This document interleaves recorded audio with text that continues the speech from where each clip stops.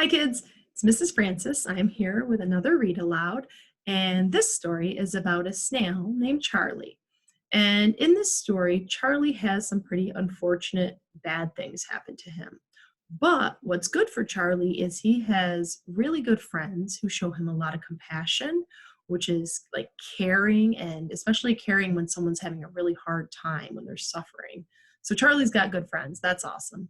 They show empathy, which means they understand how he feels and they try and help him. Another theme in this book is making it right. And we talked about that when we were at school. We're all humans and we all make mistakes sometimes. We make choices that maybe aren't the best choices, and that goes for adults and kids. But when we make a mistake, what's important is thinking in our head, wow, that really wasn't the strongest choice. What can I do to make it better? And how we make things right after we make a mistake. There's some of that in this story too. I think you'll like it. So let me get our story. Sorry, A New House for Charlie by Doris Letcher. All right, and here we go. Like all little snails, Charlie and his friends love snail racing. Today, Charlie is wearing the number 2 for the race. And here's our main character, Charlie the snail, ready at the starting line. Charlie is ahead by an entire tentacle length when... Do you think he's going to win? Crack! Disaster strikes! Oh no, here's Charlie. And here's a foot. Oh no, poor Charlie. He does look like he's suffering.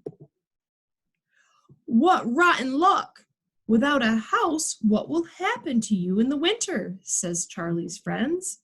Go see Mrs. Hedgehog. She always knows what to do. And look at, here are Charlie's 2 friends being empathetic and showing compassion for him. And here's Charlie looking pretty rough. It looks like that hurt pretty bad getting stepped on. Mrs. Hedgehog says, you need to knit for the winter. She gives Charlie scraps of wool and 2 of her spines and knitting needles. There's her ready to knit and help Charlie. And so Charlie knits. 2 knits, 2 pearls, a snuggly warm house. Must be hard for a snail to knit. Look, he's using his tentacles. All right, I wonder if this house will work. But unfortunately, it isn't waterproof, and wet wool is too damp, even for a snail.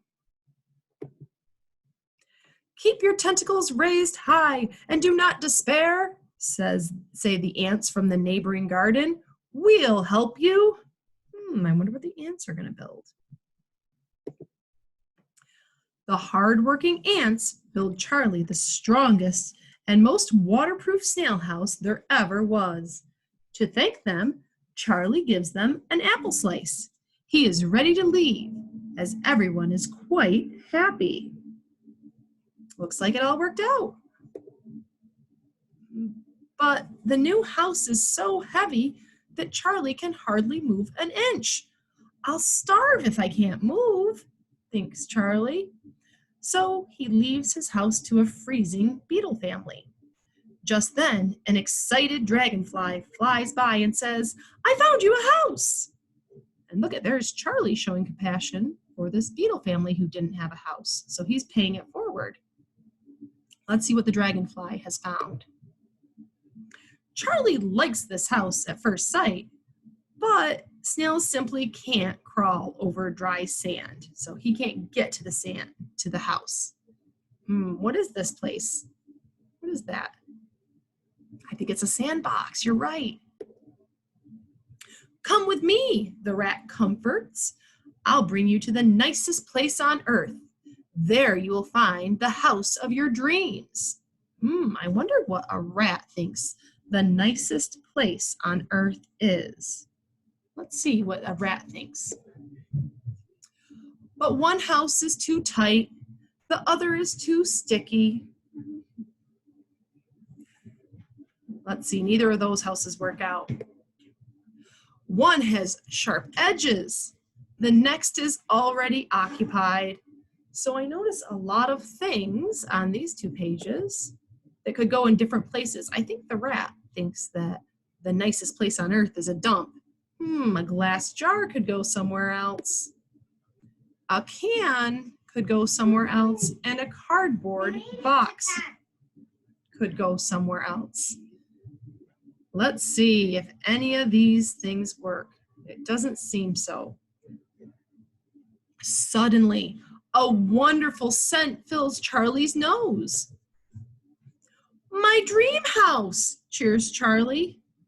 But it's unfortunate that the new house tastes so good. What do you think Charlie's going to do with that new house? It tastes so good. Uh-oh. Every day, the house gets a little bit smaller. After a week, it disappears completely. He has no house, but it does look like he has a nice full belly. He looks like a pretty happy snail right now. Now, Charlie finds shelter in a woodpile, but as a snail, he prefers having his own home. Right? Snails are one of those animals that carry their homes wherever they go. Wherever they go, they have a home, much like turtles. So he's not happy now in the woodpile. Feeling sad, he creeps back into his garden, and there he discovers the most beautiful snail house, exactly in his size. Where did it come from?